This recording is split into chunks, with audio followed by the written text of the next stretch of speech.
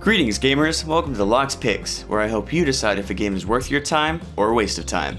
This episode is all about Paladins. No, not the D&D class, the upcoming game from Hi-Rez. It's an objective-driven team-based shooter with multiple characters and a light RPG element. There seem to be a shit ton of these kind of games coming out these days, so let's see what this one has to offer. Disclaimer, at the time of this review, this game is still in beta and might change a bit before release. The gameplay of Paladins is going to seem very familiar to you if you've paid attention to PC games in the past few years. At its core, it's a 5 vs 5 team-based shooter. You fight the other team to take objectives to win the game. At the moment, there are two game modes, Capture and Siege and Payload. In Capture and Siege, a capture point spawns in one of three places on the map. When a team captures a point, a siege cannon spawns and rolls towards the other team's base. The cannon damages the base until the other team destroys it. Rinse and repeat until one team has no base anymore. The other game mode, Payload, is more recognizable.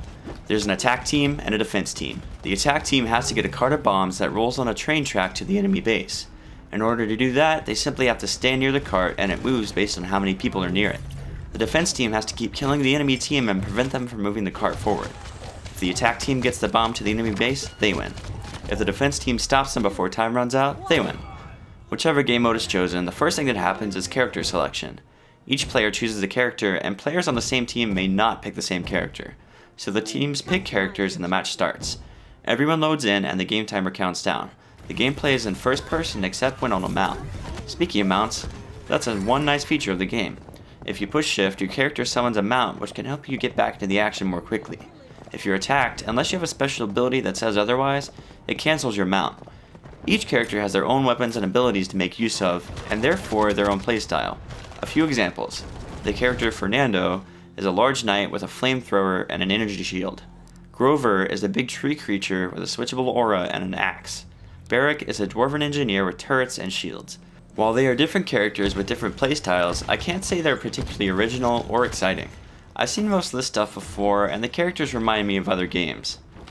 Paladins has a card system. Each character has cards they can bring into a match that essentially enhance their abilities in unique ways. There's a pool of common cards that every character can use in their deck, as well as specialized cards for each character. At first, you only own a few cards. Using gold obtained from leveling your account or playing matches, you can purchase cards for them. Each card rarity has a point value assigned to it, and you can only have so many points in each deck. Every character can have multiple decks as well, which can be selected before each match. So you have different perks for each character, which leads to multiple strategies depending on your team composition for each match. For example, if your team needs more damage, you can have a deck specifically made for that. If your team lacks a tanky hero, you can have a deck for that as well. This card system adds some much needed depth to the gameplay, but it has its issues.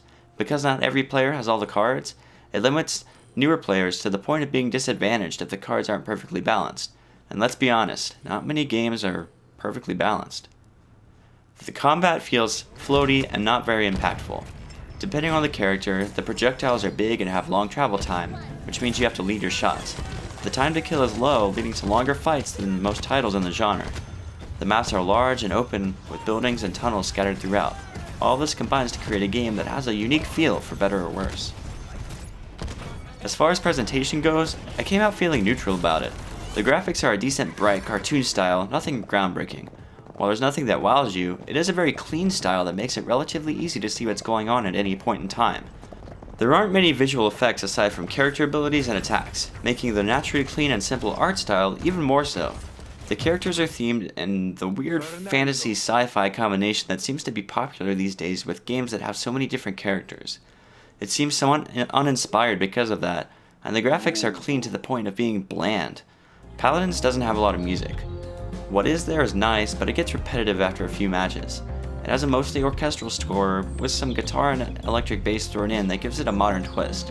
The sound effects do their job, but never really impressed me either. The presentation overall just seems uninspired and bland, but there is definitely room for improvement. As far as functionality goes, Paladins does fairly well. The game doesn't take long to load and puts you at the main menu. There are a good amount of graphics options, including FOV. There are useful audio sliders, a few game options, and customizable controls. The in-game controls are smooth, but floaty. This combined with the bland presentation makes for a weird feeling that none of your attacks are impactful or visceral. Once everyone picks their characters and loads into the game, there is a waiting period for the match to start. There's not really much to do during that time, which means you end up waiting around for no reason at the start of every match for a good minute or two. At the time of this video, Paladins is in closed beta, which is free if you sign up and happen to get a code. It looks like it'll be free to play, but they are still working on the pricing model. There's an in-game cash shop where you can buy skins and currency to unlock cards. From what I've read, they're going with the same payment system they do with their other game Smite. The game is free to download with a rotating group of free characters every week. You can use in-game currency to buy or rent heroes. There will also be a chance to buy all the heroes with a one-time fee. Aside from the outlier Dota 2, I think this is one of the best free-to-play business models in the industry. It's inclusive of everyone by giving much-needed options. Overall, I would say Paladins still has some growing to do. The core gameplay has some appeal, but the presentation needs more flavor and character if Paladins wants to make it big. There are a few games like it around the block, so hopefully it can differentiate itself in a meaningful way before official release. Right now, interest in these games seems to come down to a matter of taste. Because of that and the fact that it's free to play, I'd recommend at least checking it out if it sounds interesting to you at all. If you like class-based shooters like Team Fortress 2 or Dirty Bomb, and yes, Overwatch, you might as well give this one a try too. Thanks for watching! If you're looking for more reviews, please hit the subscribe button and watch the rest of my videos while you're at it. If you liked the video, click the thumbs up and leave a comment. If you didn't, don't be afraid to tell me why. I love hearing feedback and I hope to make my content better with each video. See you next time on Lox Picks.